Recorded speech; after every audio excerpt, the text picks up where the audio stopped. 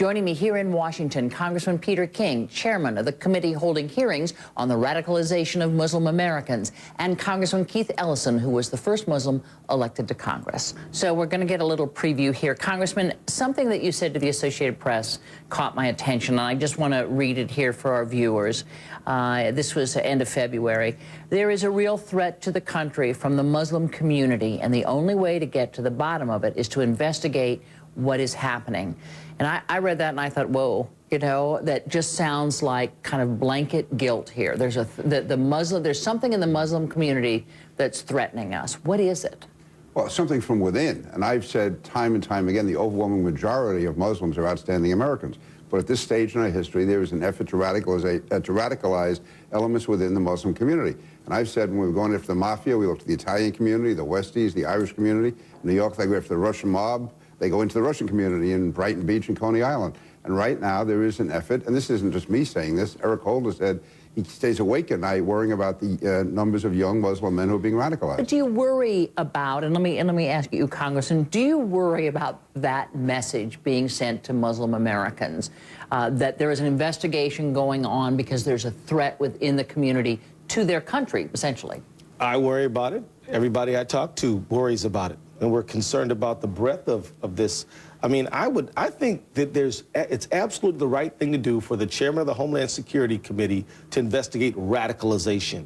But to say we're going to investigate a religious minority, in a particular one, I think is the wrong course of action to take. I mean, taking up on the chairman's point, you know, look, if we're going to talk about gang violence, I don't think it's right to talk about, you know, only the Irish community and the Westies. I think we talk about gang violence. I think if we're going to talk about organized crime, it's not right to just talk about the Russian community. But if you're going to talk about the influence of al-Qaeda, does that not take, I mean, I'm assuming that's what you would say, and I'll let you say it, is that you're talking about the influence of al-Qaeda, not just terrorism in general. Is that... Right, we're talking about al-Qaeda, we're talking about the affiliates of al-Qaeda who have been radicalizing, and there's been self-radicalization going on within the Muslim community, within a very small minority, but it's there, and that's where the threat is coming from at this time. To be having investigations into every type of violence will be suggesting an equivalency that's not there. I mean, Eric Holder is not saying he's staying awake at night because of what's coming from anti-abortion demonstrators or coming from environmental extremists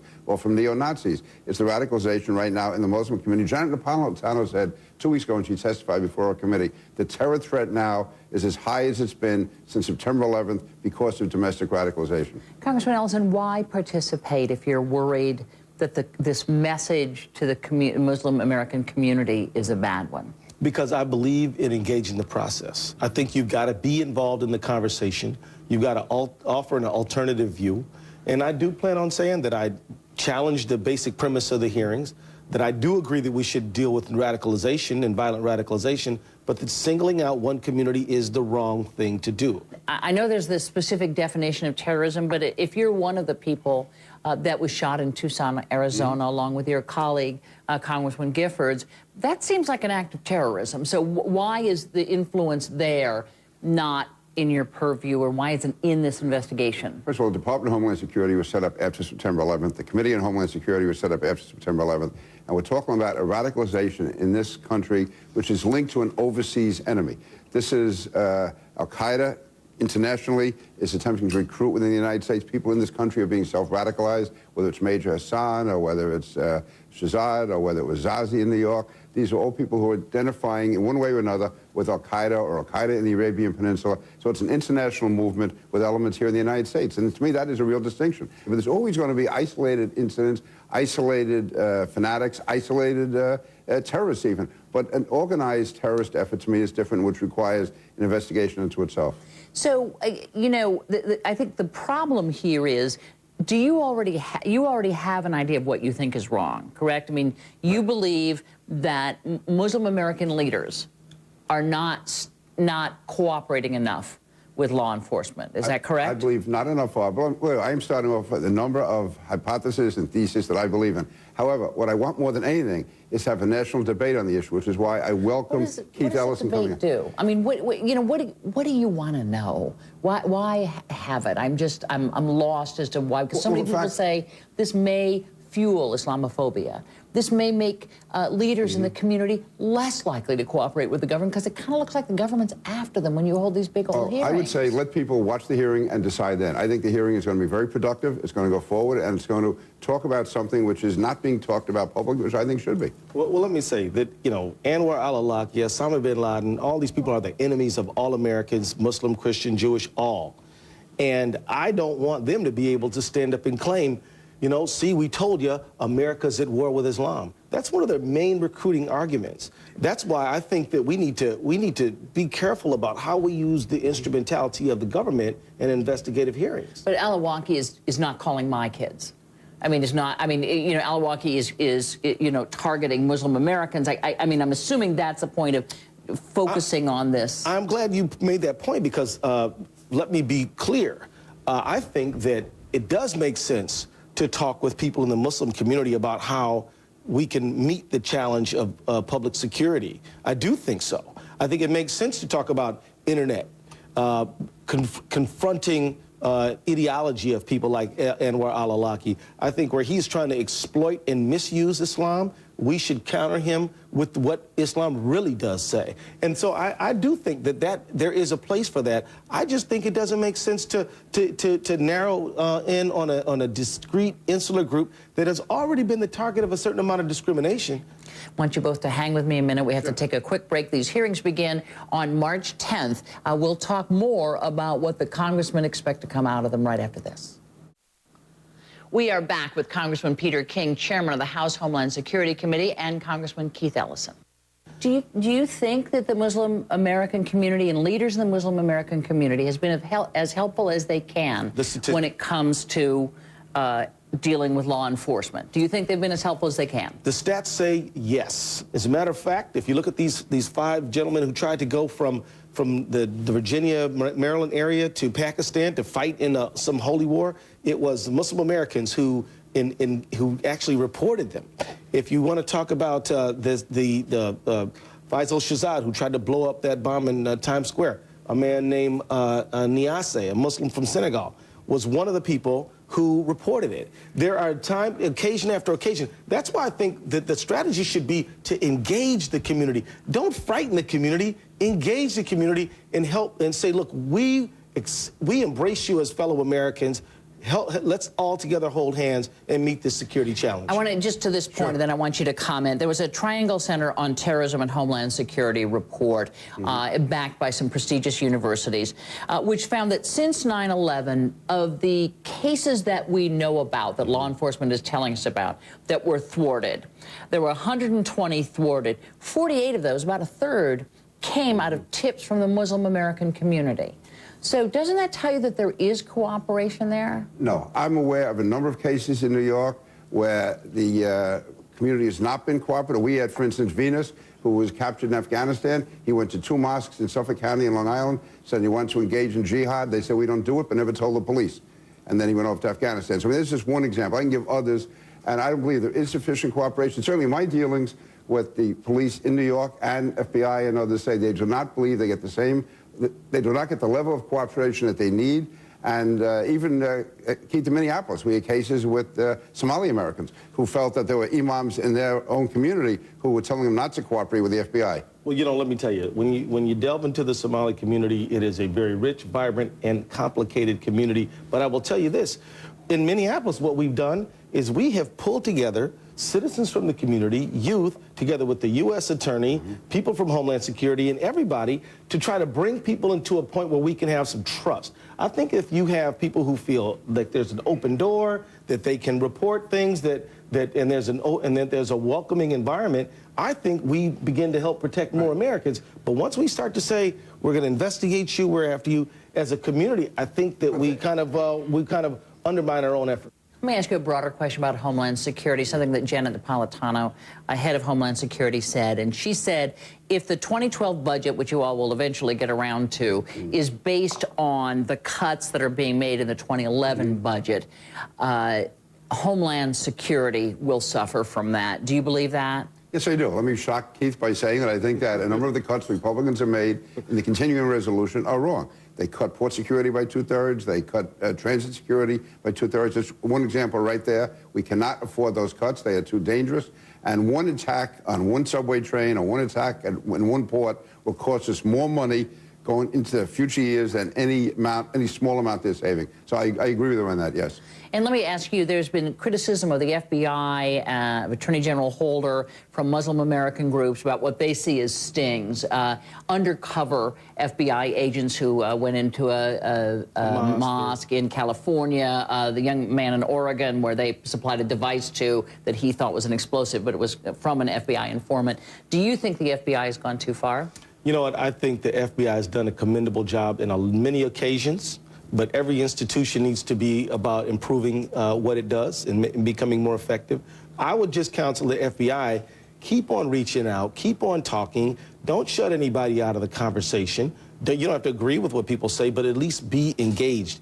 So I'm not here to say that there's been any I don't think that the FBI has failed, but I do think that there's room for improvement. But they have done excellent work in some other occasions. And Congressman King, let me close with you, and this is just flat-out politics. Judson Phillips was the founder of the Tea Party Nation.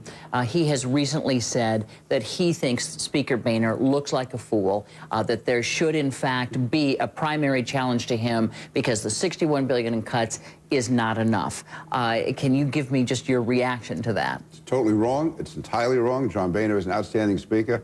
He's going to provide great leadership. I think he has respect of both sides of the aisle, even those who disagree with him. No, I think John is an outstanding speaker, and people who make remarks like that, to me, are marginalizing themselves. John Boehner has a very tough job. He's doing it commendably. You don't think it looks like civil war inside your party, that no, you're just all going to have a tough time? I would stand by John Boehner to the end. As far as I know, everyone on our side of the aisle stands with him.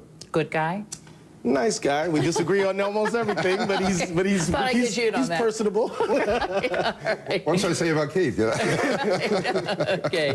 Hey, Congressman Ellison, thank you so much. Congressman King, thanks for joining. Congressman Peter King is facing some very vocal backlash for his decision to hold hearings on what he calls the threat of Islamic radicalization. Many feel that the Long Island Republicans' hearings are nothing more than a witch hunt that will further alienate Muslim Americans. King and his supporters say you can't ignore a threat just to be politically correct. Well, both sides braved the rain that we've been talking about to make their voices heard in Times Square, and Catherine Craig was there.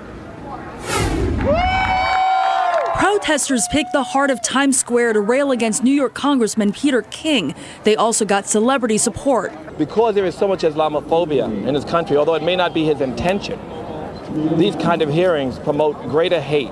The point is to come together on a human level and to recognize that no matter what religion you are, we are all united. This is not an attack on Muslims, but the fact is the enemy right now is within the Muslim community. A small percentage, but it's there. Congressman King will hold hearings starting this Thursday to look into the threat of Islamic radicals, also what role the religion has in possibly motivating extremists. I have to investigate, number one, how extensive is the radicalization? How is it done? What are the signs of radicalization? And how much is the leadership of the Muslim community cooperating with law enforcement to root out this radicalization?